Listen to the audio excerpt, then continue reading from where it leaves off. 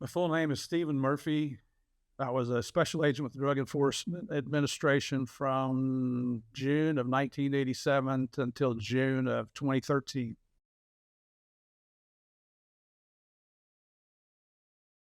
I was involved in several international operations with DEA, especially during my time as a staff coordinator and an ASAC at the Special Operations Division. But probably the operation I'm best known for was living and working in Colombia with the Colombian National Police, targeting the Medellin cartel and Pablo Escobar.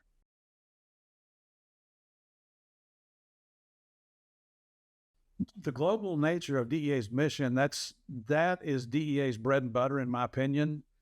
It gives DEA access to assets around the world, but it also shows that DEA's commitment is not only to addressing the narcotics issue here within our country, but we follow it back to the source where those drugs are being created so that we can attack it from A to Z. As they say, soup to nuts. We go after the people who are growing the coca leaves if we're talking about cocaine, the poppy plants if we're talking about heroin, the illicit chemicals that are used, the precursor chemicals that are used to produce fentanyl and methamphetamine, all the way through to the final end where the actual drugs are being distributed here in the United States.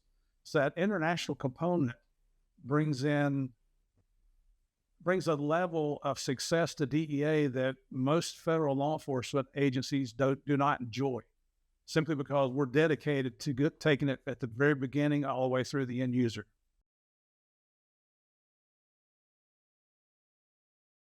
The international operations at DEA, it brings a newer level and a higher level of security for our citizens here in the United States. And by that, I mean, we're not waiting until the drugs cross our border to address them. We're going back to where it all begins, whether that's in the coca fields, whether that's over in the East Asia, or West Asian poppy fields, wherever that might be, where the illicit precursor chemicals are being created. DEA approaches that and attacks that at every level, which just unbelievably increases the success of our international operations, as well as taking off drugs before they ever get to the United States.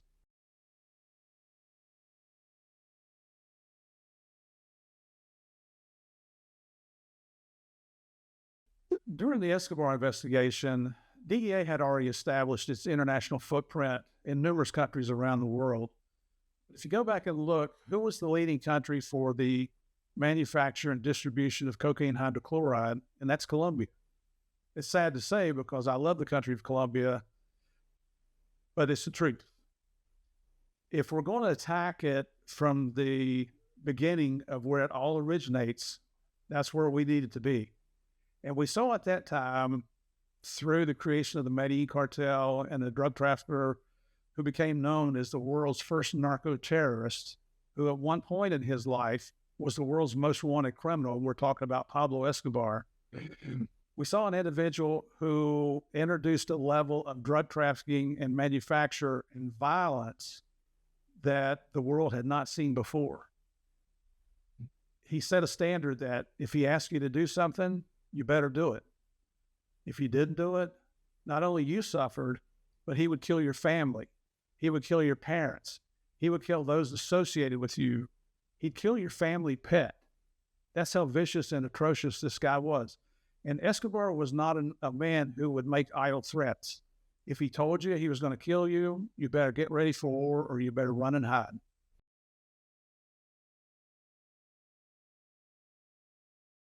As the Medellin cartel was not just Pablo Escobar, there were a variety of other high-level drug traffickers in Colombia that participated in that, one being Carlos Later, who is infamous in his own right. He's a socialist capitalist, is how he's referred to. He studied the followings of Adolf Hitler and Nazism, but he also liked having all that cash available to do whatever he wanted to do with it, right?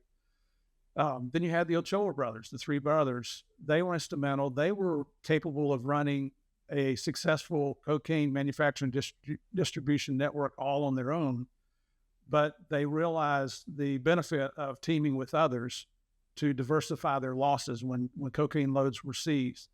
And then you also had Jose Gonzalo Rodriguez Gacha, known as the Mexican, a man who was probably as violent as Pablo Escobar and may have been more violent at one point. Those four factions coming together, that's what initially created what we refer to as the Medellin cartel. I don't know that the Colombians ever called themselves the Medellin cartel or that they originated with that, but I'm sure they probably picked up that title as it became more infamous around the world through the years. Initially, Escobar corroborated or collaborated with the Cali cartel, the Rodriguez Orihuela brothers. However, as we've seen, and this is one thing that we target and capitalize on, is the greed and the power and the self-centered importance that comes along with becoming ultra rich, ultra wealthy. These are billionaires, not millionaires. They're billionaires. The competition takes over, and that ego thing just takes over their mind to where they believe they're more important. The differences between the Medellin and Cali cartel were so, in my opinion, insignificant, but you saw what it resulted in, where now they're arch enemies fighting against each other. I don't know if there's a good thing about this, but that creates that greed, and that ego creates an opportunity for DEA and other law enforcement agencies to capitalize and to go against those individuals, because you can use that greed and ego against them.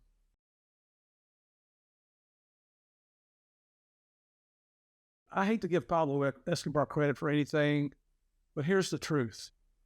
He introduced a business model of cocaine manufacturing and distribution that at one point made him responsible for as much as 80% of the world's cocaine. 80%. I mean, regardless of what business you're in, a businessman would love to have 80% of the business worldwide. And that's what Escobar was able to achieve. Eventually, they dabbled in Colombian-produced heroin, which they were able to, for a while, decimate the Asian heroin market because they cut the prices so much. We saw in the 70s and 80s where a kilo of Asian heroin might go for $250,000 to $300,000 a kilo.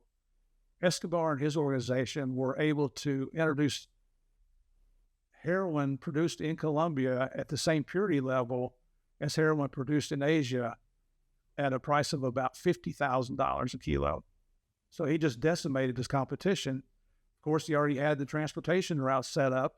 He already had the compartmentalization in place throughout his transportation routes, as well as in the United States.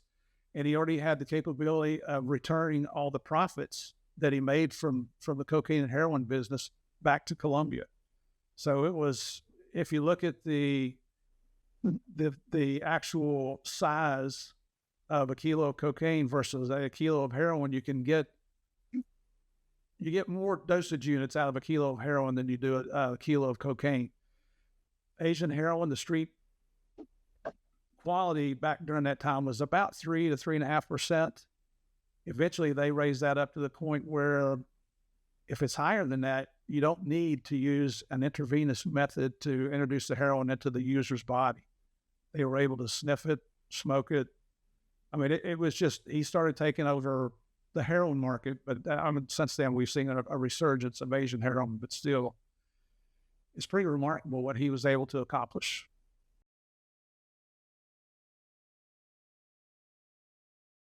One thing that a lot of people don't seem to understand is they think that drug traffickers, that's the only crime they're involved with.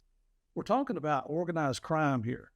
It's a polycriminal organization, meaning that not only are they using narcotics, but if human trafficking comes along, that's fine. If trafficking in weapons, that's fine. If it's counterfeit merchandise, that's fine. It's wherever they can make money on these operations. Now, obviously, at that time, they were making so much money on cocaine distribution and sales that we all know, according to Forbes magazine back in the day, that Pablo's estimated wealth was between $8 and $30 billion. So when you have that much wealth, I always wondered, how much is enough? When do you know that's enough? But what we saw is Pablo didn't stop in the cocaine business or the organized crime business until he was killed in 1993.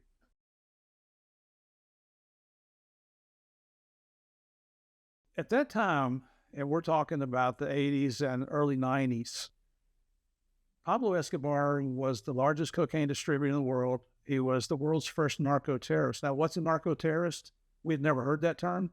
It's basically a narcotics trafficker just that employs terroristic activities in their daily criminal operations. It's that simple.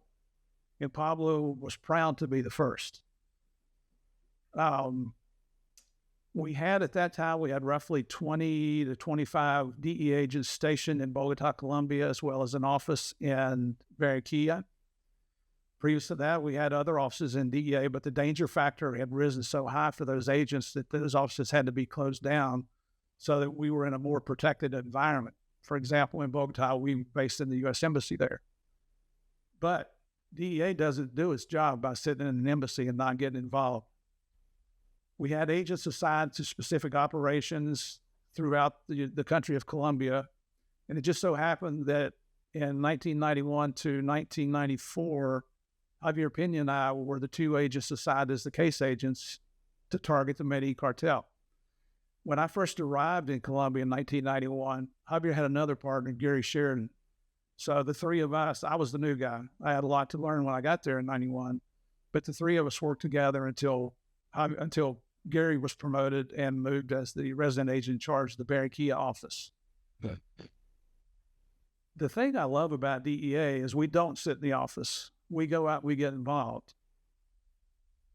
The first week I arrived in Colombia is the week that Pablo Escobar surrendered to his custom-built prison, the Cathedral.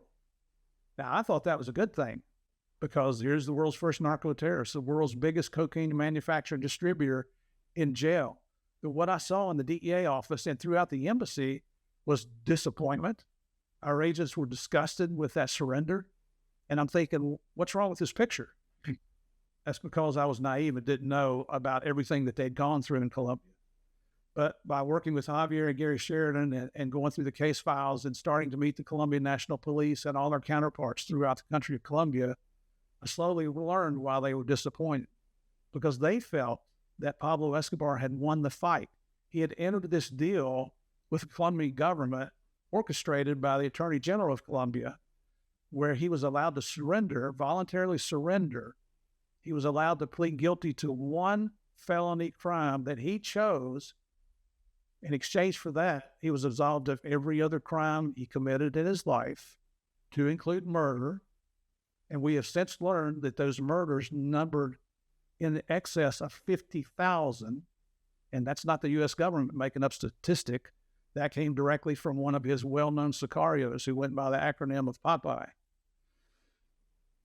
In exchange for that, he was allowed to build his own prison and pay for it because he didn't want the citizens of Colombia to have to bear that burden. The guards at the prison, he paid their salaries. I wonder who they were loyal to. His fellow prisoners, he handpicked every one of them. There were only 14 prisoners, including Pablo, in that prison. He orchestrated an agreement where the good guys, and that being the Colombian National Police, the Colombian military, and the U.S. agents, were not allowed to come within 2 miles of the perimeter of his prison, which is just ridiculous.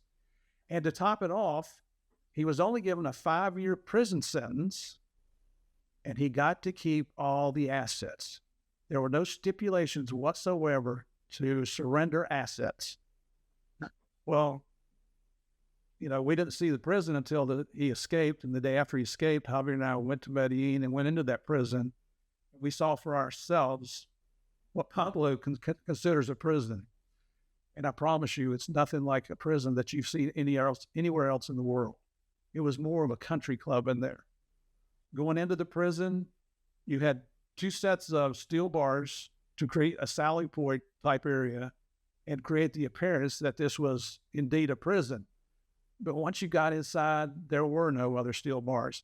On the back side of the prison, on top of the hill, there was a gaping hole in the fence so that people could come and go as they pleased. It was just completely outrageous what was going on.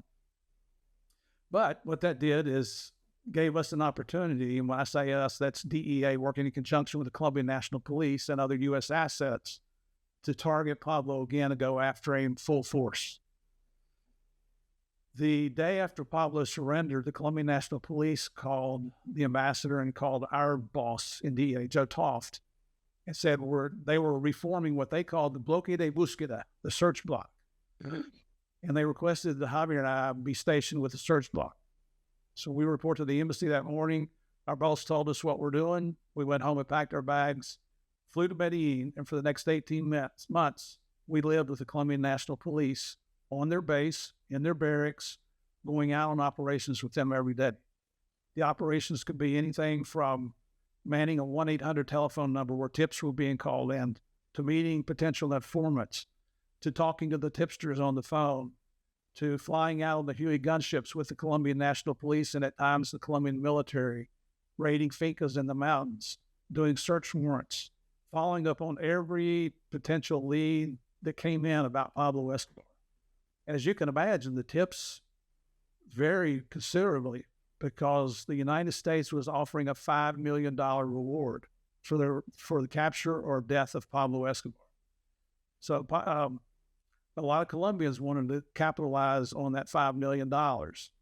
But at the same time, Pablo was running a psychological campaign against us in conjunction with the Colombian National Police, where he would have some of his people call into the tip lines to try to throw us off, to try to provide information that might lure us out to an ambush type situation, just trying to throw us off his trail, just seeding misinformation into the operation itself.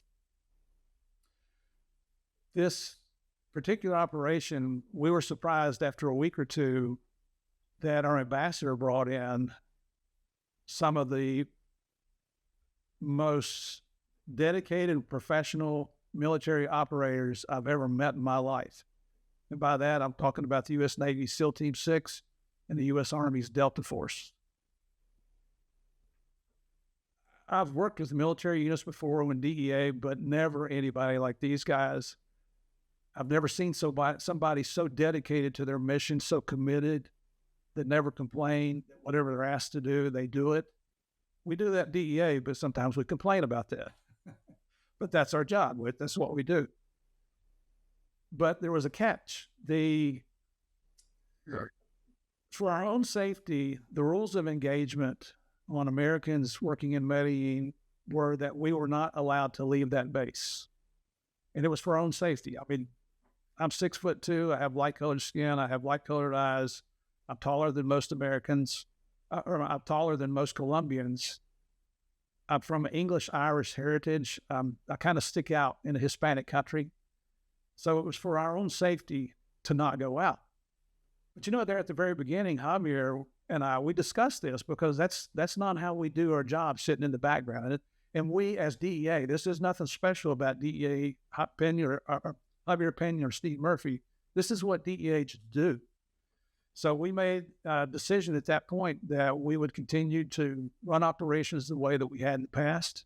And, if it was meant for us to survive, we would.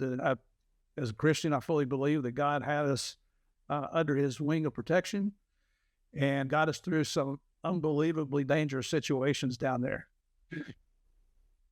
Eventually, as we all know, Pablo was found on December 2nd, 1993, using telecommunications intercept technology, which compared to what we have today was extremely primitive back then. The algorithm that was used in this equipment was triangulation, and basically you have 3 sets of radio directional finding equipment shooting out signals over the city of Medellin, and where those 3 signals come together, that's where your phone is located. Because the phones back then were basically radio telephones. They operated off of radio frequencies. The problem was that the margin of error at that time was extremely large. We're talking a city of over 2 million people in Medellin, Colombia. The margin of error could be 2 or 3 city blocks large. And so to refine that margin of error, you had to send someone in using a handheld antenna and a meter, and the way you use that antenna is you rode down the street holding it out the window of the car. That's what happened. And it wasn't Javier Pinion, it wasn't Steve Murphy, and it wasn't any of our special operators riding down the street holding that antenna out the window. Because of the dedication the United States and specifically DEA showed to this operation, we gained the total trust of the Colombian National Police. They saw that we were willing to face dangers, the same dangers that what they were. The reason I say that is because through assets that we were able to provide, as well as other countries around the world, the man riding down that street holding that antenna was a Colombian National Police officer. And as he was driving down the street, his meter is telling him that the signal is emanating from the left side of the car. And he was a friend of ours, Lieutenant Hugo Martinez, looked out the window and saw Pablo Escobar on his phone as the lieutenant was driving by. Now, they're not in a police car. They're not in uniform. They're not in unmarked cars in plain clothes. But he says Pablo looked at him. We were recording. The search block was recording that phone call, and there was no indication that Pablo realized what he was looking at as the lieutenant drove by. His conversation continued, that there was no hesitation or anything. So we believe that Pablo was so engrossed in his conversation at that time on that phone call with, by the way, he was talking to his son, Juan Pablo Escobar, that he didn't realize what he was seeing in front of him. As we all know now, that led to an operation. The Dahin unit with the Colombian National Police was in the area supporting the lieutenant. They immediately launched an operation. Now, the lieutenant is calling back on his portable radio. I'm in the office with Colonel Martinez and his executive staff as all this is going down. We're loading the troops up from the search block, a 600-man force, to go out and support the lieutenant on this operation. It takes a while to load 600 troops up, to get everything organized, to get weapons issued, get the trucks out and everybody loaded, and then you got to drive to the site. That's not something that happens in just a couple minutes. But we're listening on the radio as the operation is going on, and the Dahin guys, Colonel Martinez was our boss of the search block. Mm-hmm. He instructed Lieutenant Martinez, who, by the way, was his son, to secure the location, do not let Pablo Escobar escape, but to hold fast until we all got there. The Dahin units, they are a can-do type of group, similar to our operators. They surrounded that place. They sent 2 guys around back. The other 8 to 10 guys went to the front door. They used deck cord to blow the door off the hinges. They made entry into that row house where Pablo was seen. A gun battle ensues. Pablo, who at one time had as many as 500 sicarios protecting him, was down to 1 sicario left, a guy that went by the acronym of Lemon. They have the gun battle at this 3-story row house as Pablo and Limon get to the 3rd floor. Limon was able to jump out the window on the 3rd floor onto the roof of a 2-story row house behind them. So as he's trying to make his escape, the police officers on the backside on the street order him to stop. He starts shooting at them. They're forced to shoot him, and he dies as he falls off the roof. Pablo's at that 3rd floor window. He's heard that now Limon has been involved in a gun battle, so he knows there's good guys on the outside. He knows the good guys are coming up the steps after him because he's been shooting at them. So he jumps out that window as well onto that 2-story behind his 3-story, tries to make his way against the wall, but he knows that the cops are coming, the Colombian National Police are coming to that 3rd-story window, and they'll have him in a crossfire. He makes a mad dash across the roof. They order him to stop, to surrender. He turns around and starts shooting at the police officers, and that's the worst decision he ever made in his life. Pablo Escobar was killed on that roof of that 2-story row house on December 2nd, 1993, at the hands of the Colombian National Police, not the U.S. operators, not DEA, not a group known as Los Pepis, but the Colombian National Police.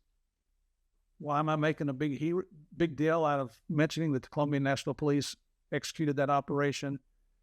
Because they are true heroes. Working in conjunction with DEA, they took their country back from the world's first narco-terrorist.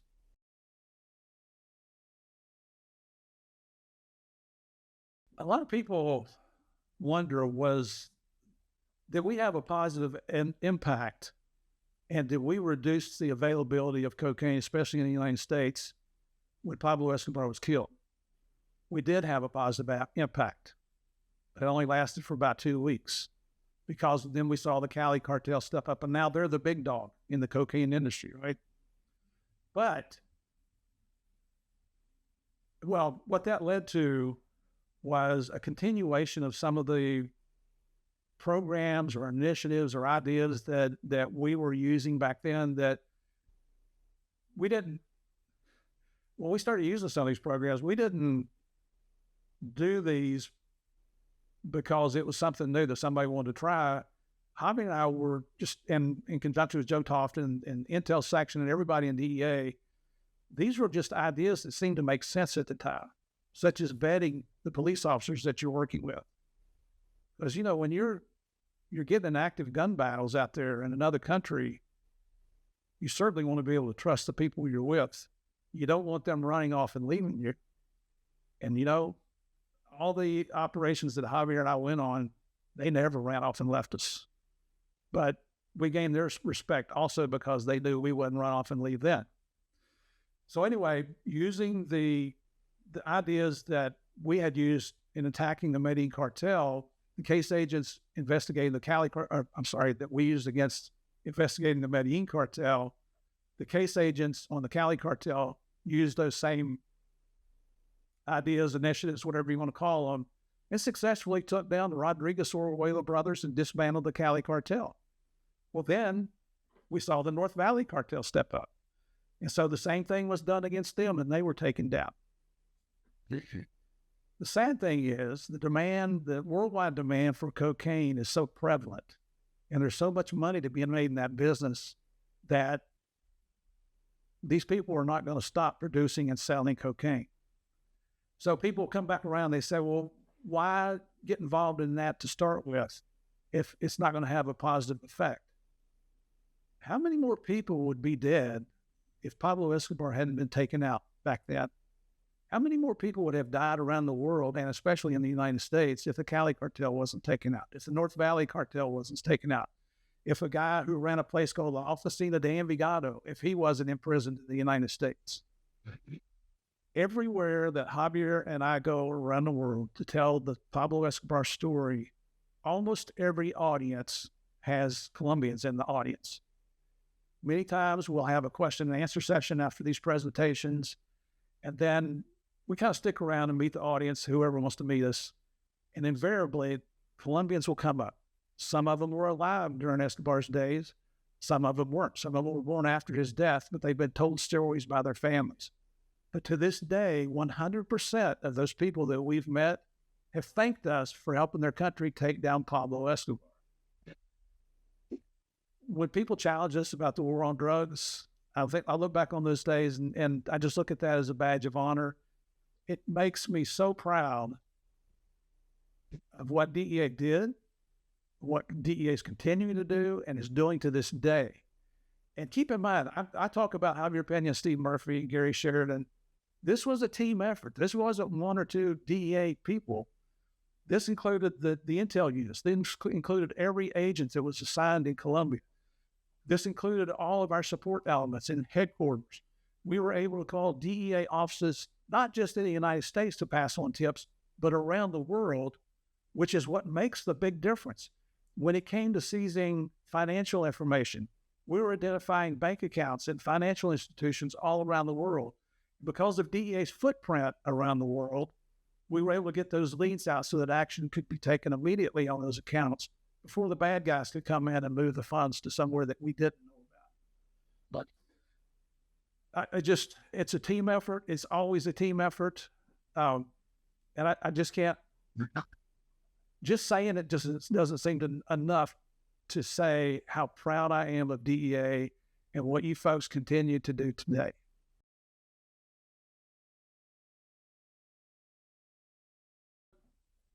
Taking down the Medellin cartel, it didn't stop cocaine manufacturing and distribution. It didn't stop cocaine usage in the United States or anywhere in the world. And that's one of the issues. DEA folks we're dedicated to our mission of dismantling and disrupting the biggest illegal drug criminal organizations around the world. But when you've got that demand, it's the simple laws of economics, supply versus demand. If the demand exists, there are people out here who will provide the supply, whether it's legal commodities or it's illegal drugs. DEA agents, analysts, version investigators, support staff, they're present in our overseas offices. So it's not just the agents risking their lives. The other units within DEA are risking their lives as well by living in a dangerous environment.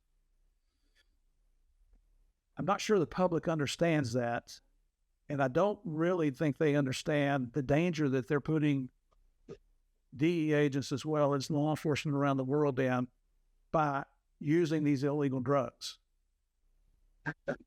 I don't understand addiction. I've studied it. I've looked at psychological studies on it.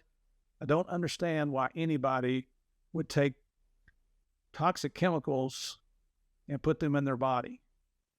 Some people say that cocaine is organic because it comes from the coca leaf. Go back and look and see what happens to that coca leaf. The first thing they do is put it in a pit and pour gasoline on it. And then they introduce hydrochloric acid, and they use ether and acetone, potassium permanganate, all these toxic chemicals, and that's what produces cocaine hydrochloride, the powder cocaine that you see on the streets of America and around the world. There's nothing organic about that whatsoever.